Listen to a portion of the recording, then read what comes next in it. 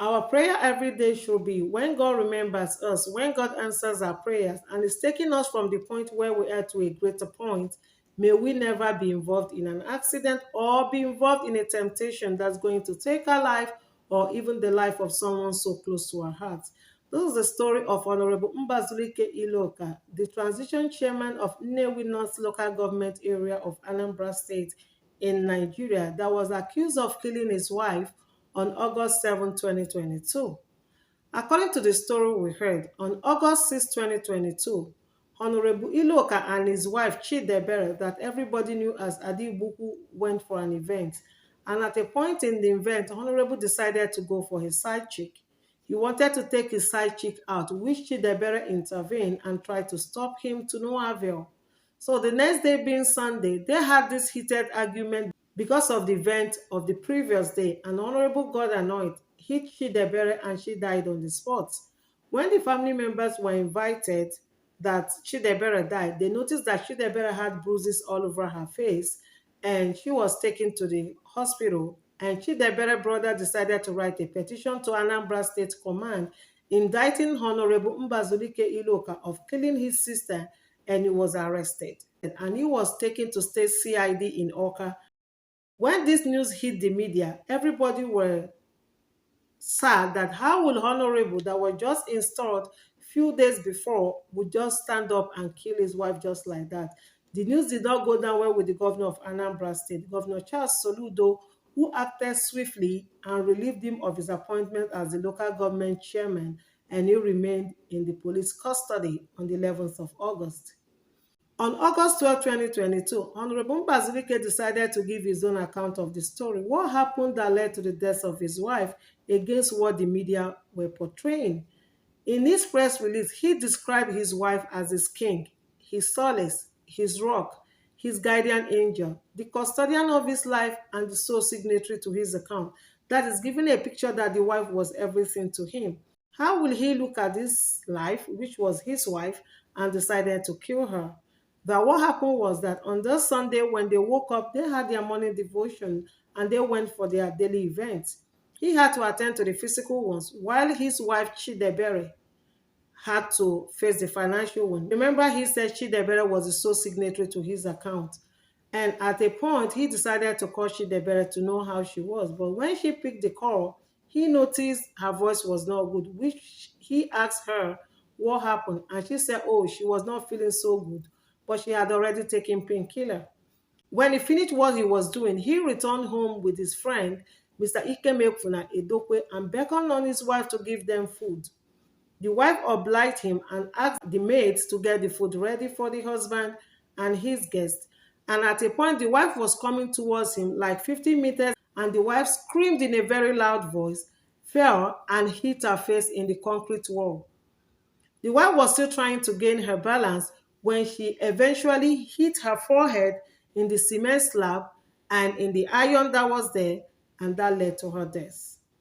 When he wrote this, people never believed him. They said, okay, if you said she slumped and died, somebody told you on the phone that she was not feeling well, that she had already taken painkiller, and you still asked her to give you food. How come she had torn clothes? Because when they took her to the hospital, the clothes she had on was torn. So how do we explain the torn clothes if you said it was because she screamed and fell? So everybody were now saying that, okay, we are going to wait for the police to finish their investigation and for the autopsy result to be released for us to know what actually happened that led to the death of this beautiful woman that lost her life when her glory was very close to her.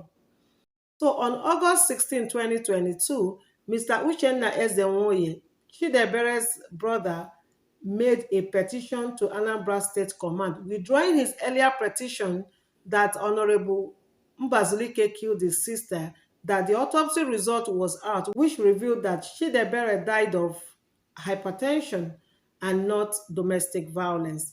And at this point, he's calling on the Anambra State government to restate him as the local government chairman because this news of domestic violence was politically motivated. And we're still waiting for the Anambra State government to act or the police to act. And my own voice to this case is this. If truly that Honorable Mbazulike is saying the truth, that he never hit his wife, that he never had case of domestic violence with his wife, and it was politically motivated just to tarnish his image because they believe he belonged to the low class, how will he come from the low class and become the local government chairman? That was why they wanted to bring him down. We pray he finds justice and he goes back to his seat as the local government chairman. But if truly he hit his wife, he killed his wife, and money had already changed hands, as a lot of people are insinuating, that for Mr. Uchenna to write this petition and trying to withdraw his earlier petition, that money had already changed hands because Chidebere had complained to her friends that she was facing domestic violence in her house because of the bruises they found on her body. And if truly that Mbazulike killed the wife and money changed hands before they are trying to turn the narrative of this story, spirit does not sleep. She's going to demand justice for herself. Even if they try to change the justice because they believe they are in power, the spirit of the dead is going to arise and fight. But if everything is lie, that it was just to bring Mr. Mbazulike Iluoka down, we pray the governor of Anambra State and the Nigerian police will do their job and get him back to his seat. And to all the women out there, we say this all the time. If you're in a relationship or marriage and your spouse is abusing you, please flee. Do not always believe that I suffered with this man when he had nothing, and now that God has blessed him, someone wants to take my place. Nobody will take your place. Believe that you are going to make what you have to make. You have to live for your children. Don't think because you suffered with a man, you must die with the man. If you die in this relationship because you don't want another woman to take your place and you are being laid to rest, this man will end up marrying his side chick. It is better for you to live and train your beautiful children than for you to die in the hands of someone we can call a beast, and your children will be trained by another woman.